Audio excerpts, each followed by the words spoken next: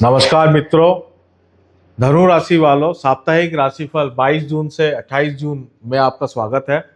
इस समय आप देखेंगे कि जो चंद्रमा का जो गोचर है वो आपके दसम स्थान से कन्या राशि से शुरू हो रहा है और धनु राशि में ये एंड होगा।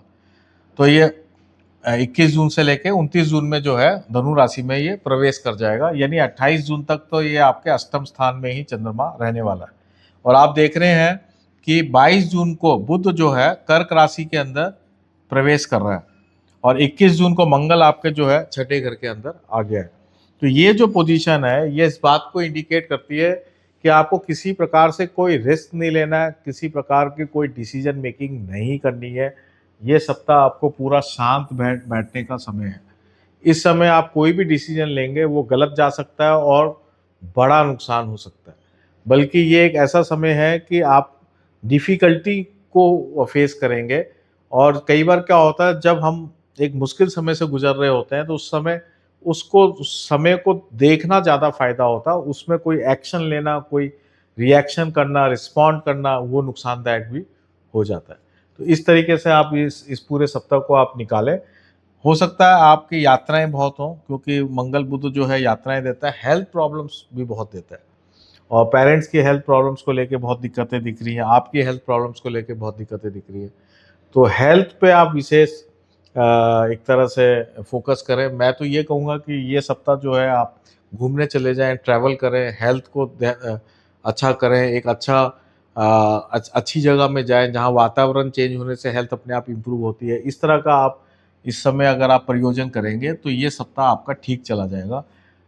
काम से एक प्रकार से हॉलीडे रखें। शनि आपके 4th हाउस में है, सूर्य आपके 7th हाउस में है, इसलिए कहीं ना कहीं केंद्र के अंदर शुभ ग्रह नहीं होने के कारण भी कोई बहुत बढ़िया कुछ मुझे नहीं दिख रहा कि कैरियर के अंदर कुछ अच्छा होने वाला है, ऐसा कुछ भी नहीं है। तो आप इस समय को हॉलीडे की तरह यूज़ करें इस सप्ताह को। अब मैं टॉपिक वाइज बात कर लेता हूँ। हेल्थ वाइज मैंने आपको बता ही दिया है कि आपको ध्यान देना पड़ेगा पेरेंट्स की हेल्थ की और खुद के हेल्थ को लेके। करियर को लेके ये जो समय है ये मैंने आपको बता ही दिया, डिफ़िकल्ट है। आपको ज़्यादा कुछ नहीं करना है।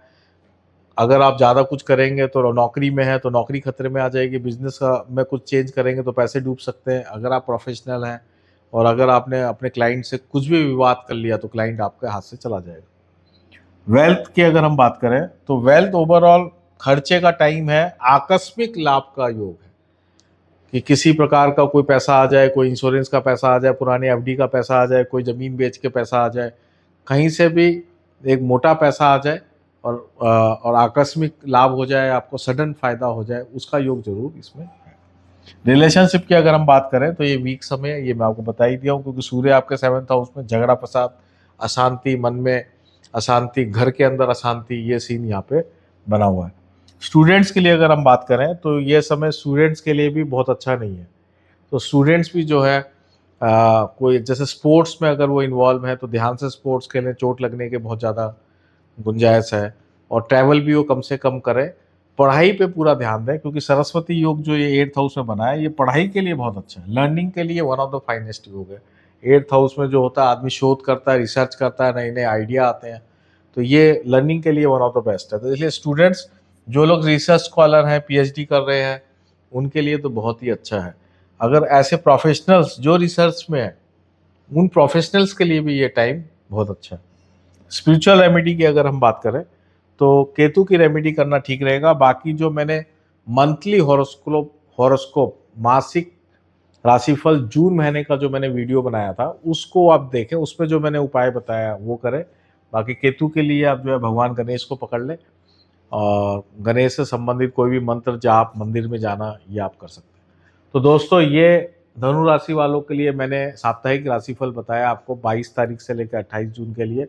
आप ये समय आप पेशेंस रख पाएँ और आपका जो मुसीबतें हैं वो थोड़ी कम हो जाए, ऐसा मैं आपको शुभकामनाएं प्रेषित करता हूँ और मैं आपको बहुत बहुत धन्यवाद देता हूँ। नमस्कार।